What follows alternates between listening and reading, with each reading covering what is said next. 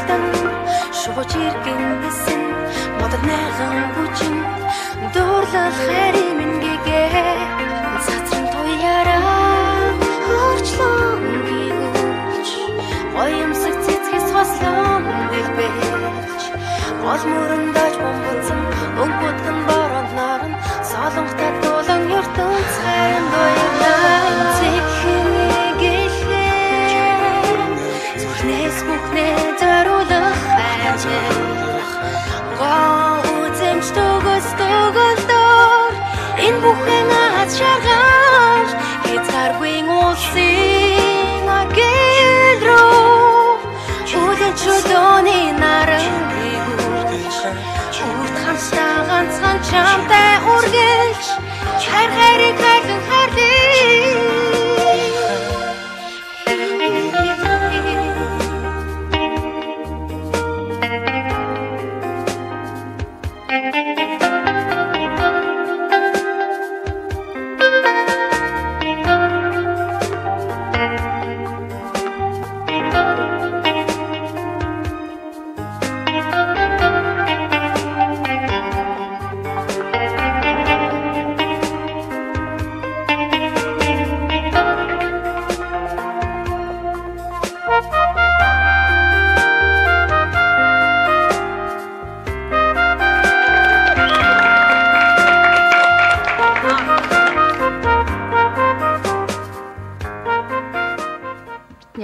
үед ингээд ярьдаг гэсэн штэ дурлал хайрангууд нь өө зүгээр нэг бор чамдаантайгаа байгаа сэтгэл нийлсэн байхад болно миний хоёр хүү яв гэдэг ингээд тийм тий хайраараа бүтчихсэн амьдрал одоо байсан тий бидний аав ээж үед тэгвэл одоогийн нийгэм нь өөрчлөгдөөд юм уу эсвэл юунд байгаа бүүмэнд одоо залуучууд гэр бүл болохдаа хайр сэтгэлийг дүгнэхтэй юу гэдэг эхлээ боловсралтай бол орон гэртэй бол тэгж байгаад амьдралыг зохио гэд ингэдэг тийм үү.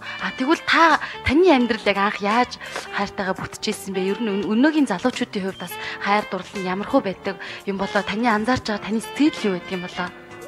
Хүнд асуулт асууж байна тийм. Ямар сэтгэл судлаач шиг юм ярих гал байна тийм.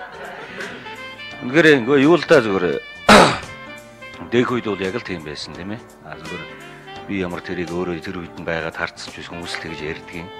Тэгэл нийлгээл тэгэл одоо тэгчдэг байсан л гэж хэлж байгаа юм тий. Тийм л байсан. Одоо та нар бол арай хэтэржин шүү энэ төр гэдэл одоо залуучууд бол дандаа тэгж ярьж байгаа шүү дээ. Тэгээ яг зүгээр одоо үеийн нийгэм нь өөрөө бас тийм хандлагыг бий болгоод байна уу да гэсэн л тийм л бодол байна шүү дээ тий. Тэгээд одоо хүн чинь нэг тийм жоохон бас давруу амт юм байна шүү дээ. Тий. Ягаад тэгэхээр юм нь хөгжөөл улам сайхан болоод байх тусам бол улам л илүү их тий.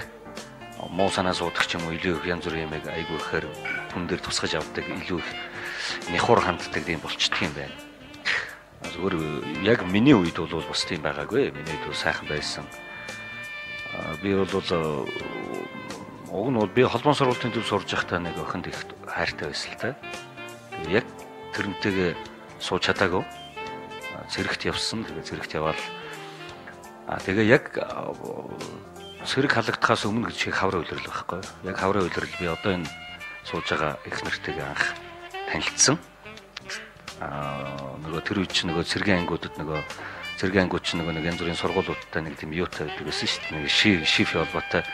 Тэгээд тэр сургуулийн охтууд очиж нөгөө цэргийн анги дээр гоё бүжиг явуулдаг, тэгээд таанц явуулдаг тийм байсан үед анх одоо танилцсан. Би анх өөрөө тайзан дээр дуулдаг байсан л та. Яг тэн дээр ингээл модерн токинг ч юм уу, тэ смоки ч юм уу.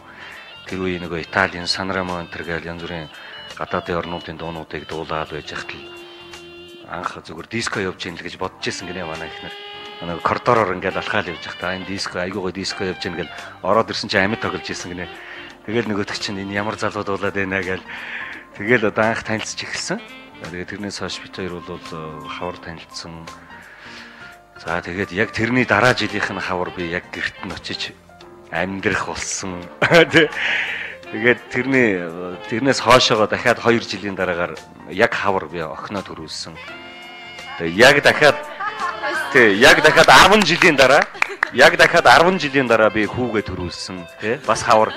Тэгээ манай охин хоёулаа нэг өдөр төрсэн байдаг байхгүй 10 жилийн зайтай. Ийм юмтай тэгээд би хавартай амар хоббитэй. Тэгээ одоо энэ акапелла хамтлагийг бараг би одоо тэр үед бас авсан уугүй юу бараг одоо би тэгж бодоод байна тий бас бас хаврын тий яг хаврын удирдал болж байгаа үед л акапеллаг анх сонсож одоо тий анх төрүүлсэн тий. Тэгээ тэр нөгөө тэр сургуультаа үү гэж яхад нь одоо аваад тий. Тэгээд одоо уугайг бас зөртэй болгочлаа шүү дээ. Энэ дөрвөн залуу маань үнэхээр сайхан явж ин би баяртай байдаг. Тэгээд одоо эргээд харахад бол яг одоо миний одоо ингээл хүмүүжүүлсэн ч гэдэг юм уу тий. Миний одоо гаргаж ирсэн зарим нэг улсууд маань бүгд ингээд сайн явахлаар л тэр хүрээл айгүй бахархт юм тий. Тийм л байна. Тэгвэл Дашгийнхаа одоо хүн болгон тийм үү дуртай юм гэж байдаг, дургүй юм гэж байдаг. Тэгвэл дуунд дургүй хүн гэж нэг ширхэгч байдаг шүү дээ. Энэ яг яагаад хүн болгон дуунд дуртай байд? Магадгүй зүрх сэтгэлээс гардыг болов эсвэл хин нэгний ойлгохгүй байгаа сэтгэлийг тэр дуугаар илэрхийлж гаргаж ойлгодог юм болов? Баргал чи өөрөө хариулчлаа шүү дээ. Надад ярих юм үлдээсэнгөө гээд. Ер нь тэгдэг байхгүй тийм л байна. Уран бүтээл ерөөсөө аль ч хувилбар дээр ялгаагүй шүү дээ. Гоо сайхны тал дээрээч тэр, жүжигийн тал дээрээч тэр тий, хошин шог тал дээрээч тэр, дуун дээрээч тэр, кино урлаг аль ч хувилбар дээр нь бол энэ бүх зүйл чинь хүмүүсийн өөрсдийнх нь тэр алдаа оноо эндгэглийг өөрсдөд нь ойлгуулах үүднээс яадаг тий. За яг манай хошин урлагийнхан бол би зарим үед хардаг тий хошин урлагийнхан хүмүүсийн одоо яг энэ байгаа стресстэй амьдралын тухай айгүй их юмыг ухаараасаа гэж жүжиглэхэд нь тэрийг харчаад инээлдэд байдагт нь би бас гайхдаг тий. Зарим үед хүн тэрийг зарим нэг нь бол ухаардаг байх, зарим нэг нь бол тэрийг хараад инээж л байдаг байх тий. Энэ зүйлийг ийм хооронд ийм ялгаануудыг айгүй сайн ялгаж ухаардаг ийм байгаасаа нийгэм байна, хүмүүс байна тий гэж боддог юм байна тий. За харин одоо мэдээж Дашгийнхаа энэхүү тайснаа мэдтгэн өрж байна. Дашгийнхаа хувьд бол маш олон жүжигийн дуу болж байсан. За мөн хайрын дууг үйл одоо зөндөө олон байгаа үү тий. За баярлалаа тэгээд энэ сайхан нэвтрүүлэгт бас хөрөлцөж ирээд оролцоод ингээд сайхан байж байгаа нь үнэхээр сайхан байна. Нэвтрүүлэг дотроос бас ийм нэвтрүүлэг байх нь илүү сайхан санагдлаа тийм ээ. Хамгийн эхлээд би өөрт буусан бас сэтгэлдээ хэлэх ёстой гэж бодож байна.